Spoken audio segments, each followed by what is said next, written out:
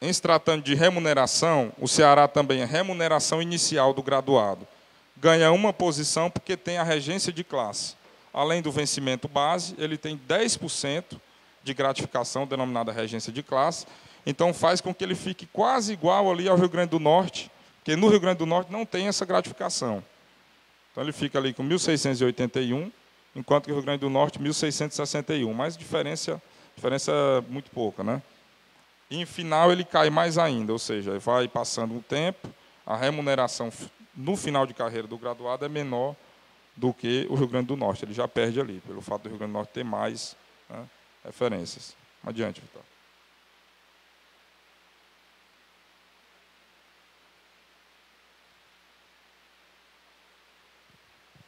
Já em se tratando de professor especialista, o vencimento base inicial do Ceará é o segundo melhor do grupo dos 10, né?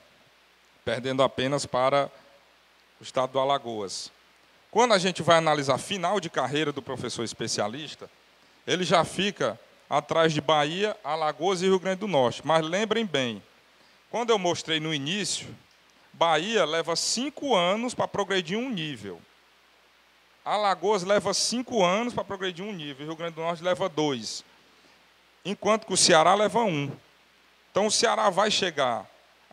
Qual é a probabilidade de um professor, vou pegar na Bahia como exemplo, que a cada 5 anos ganha um nível, chegar no final da carreira no estado, no caso da Bahia? A probabilidade é bem menor do que no caso do Ceará, que a cada 1 ano eu ganho um nível. Então, o Ceará tem ali no final de carreira um vencimento menor, mas ele chega muito mais rápido do que nesses 3 estados que estão à frente. Em termos de remuneração, também já cai um pouco, porque os estados que passaram ali, por exemplo, Amazonas, tem 43% de regência de classe, enquanto o Ceará só tem 10%. Né? O estado da Bahia, 50% de regência de classe. Então, eles, em se tratando do ganho total, né, que o bruto mesmo que recebe cada servidor, esses estados já passam o Ceará. Né? E ali, na parte de final, também leva-se em consideração, além desse fator das gratificações, o tempo, que eu também já mencionei inicialmente. Né?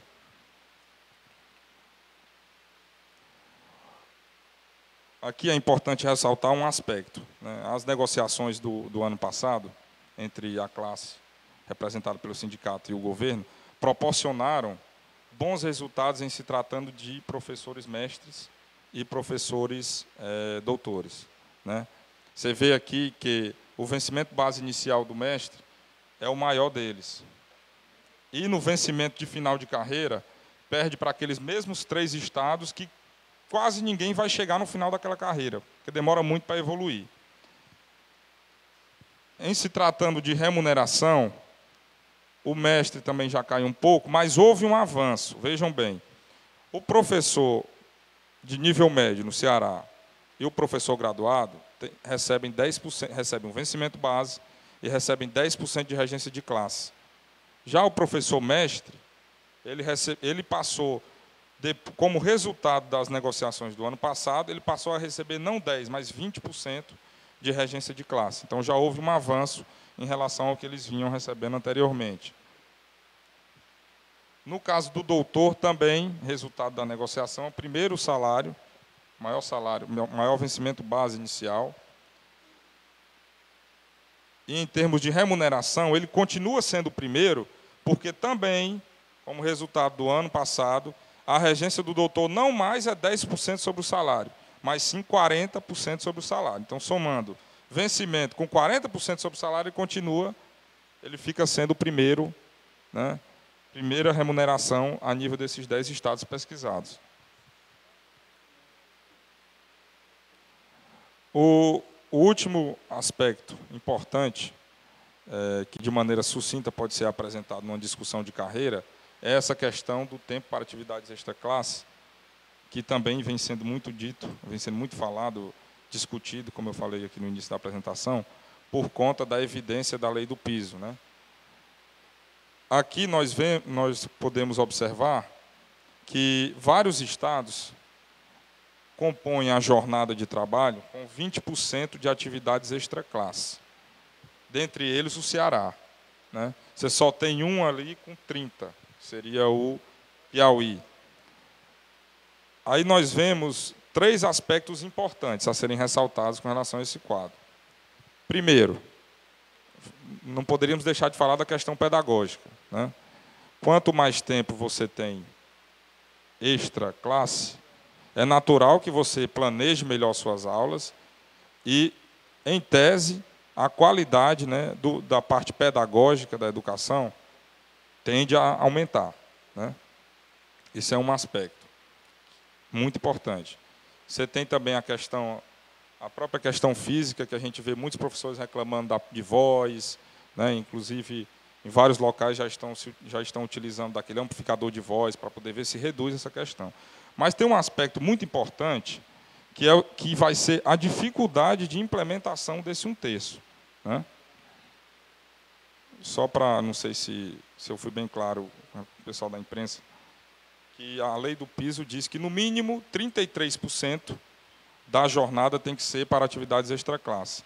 Então, nenhum deles encontra-se em 33% com essas atividades. Então, vai ter que ser feito um esforço para, principalmente esses que estão em 20, passarem a cumprir os 33, que, por sinal, no Ceará, também já foi uma evolução de negociações no ano passado, e já foi garantido que isso será feito, né, nos próximos 2 anos, e será implementado. Qual seria a dificuldade disso? Vejamos a lógica da questão. Se eu tenho um determinado número de professores, que, no caso do Ceará e da maioria, tendem a ficar 20%, só ficam 20% fora de sala, se eles vão para 33%, aquele tempo deles que aumenta fora de sala tem que ser coberto por alguém que vai ser contratado. Né?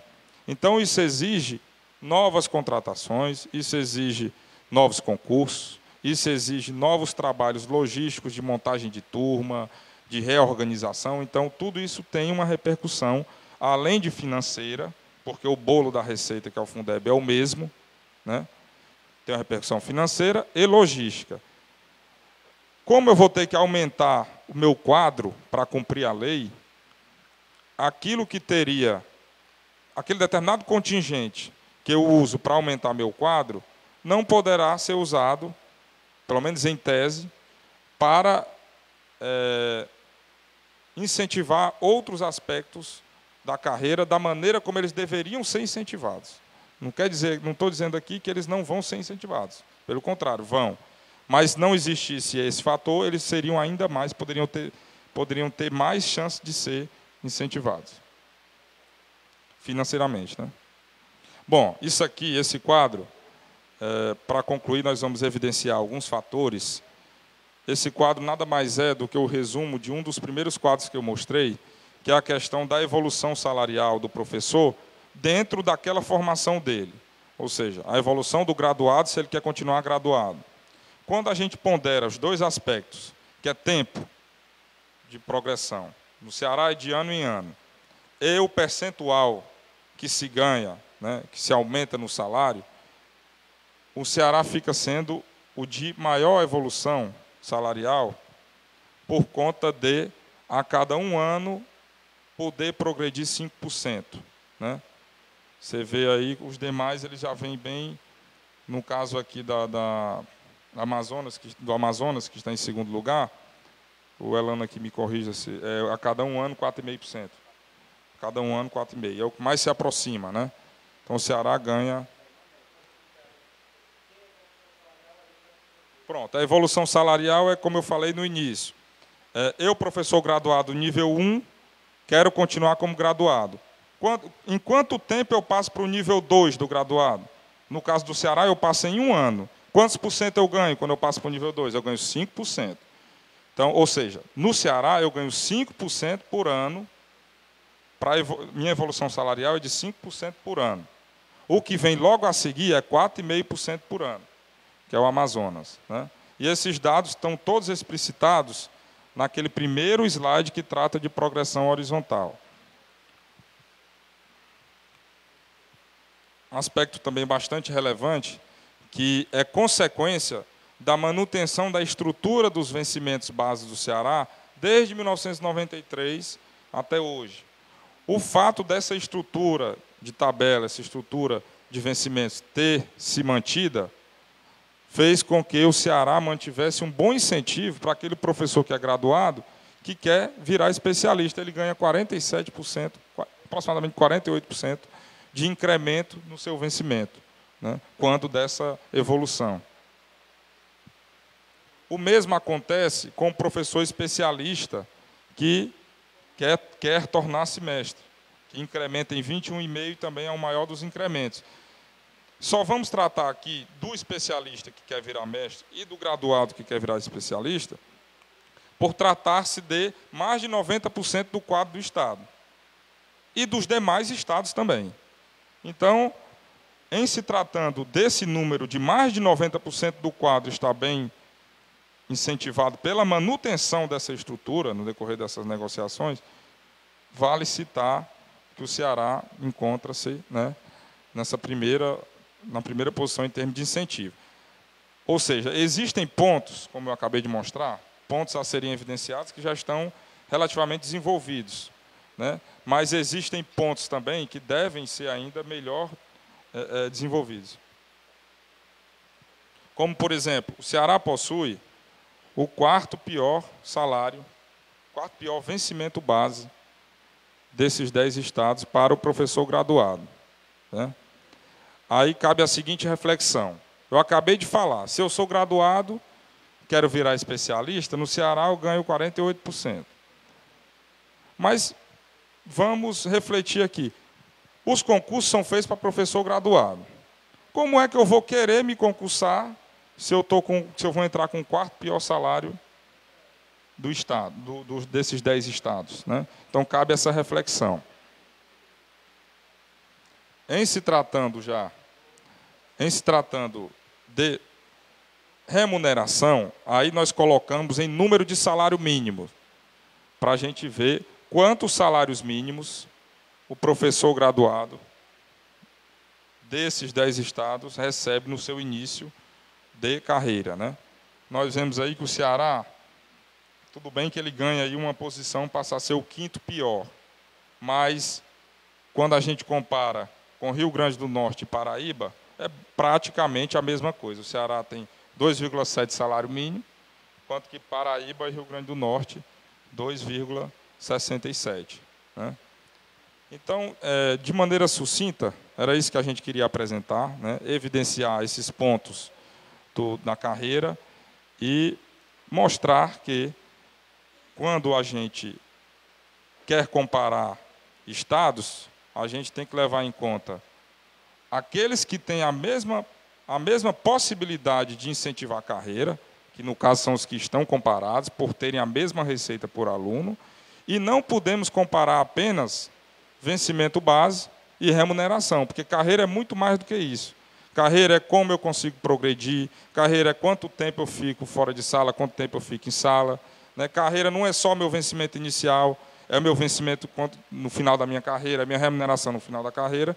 Então, essa foi a ideia que a gente quis passar nesse estudo, né, que vai ser disponibilizado também em material digital, para vocês poderem se debruçar, se interessarem em informações extras. Bom, de toda forma, a gente vai também disponibilizar no material digital a bibliografia, de onde saíram todos esses dados com as devidas leis. Né? Porque tudo isso aqui que a gente pegou foi pautado em lei. Né? E a mais recente, a não ser o caso do Amazonas, que a gente citou, que só foi possível colocar os vencimentos, as informações relacionadas à lei de junho de 2011. Né? O que não modifica de maneira alguma o ranking que a gente fez aqui, porque se existe uma atualização, só quer dizer que o salário foi aumentar. Né? Então, o Ceará já não passaria a ficar à frente do Amazonas. Então, mais uma vez aqui eu agradeço ao sindicato, agradeço mais uma vez aos 2 outros membros aqui que compuseram a equipe junto comigo, o Elano e o Getúlio, e o pessoal da Teia Digital que nos ajudou aqui na diagramação. Muito obrigado.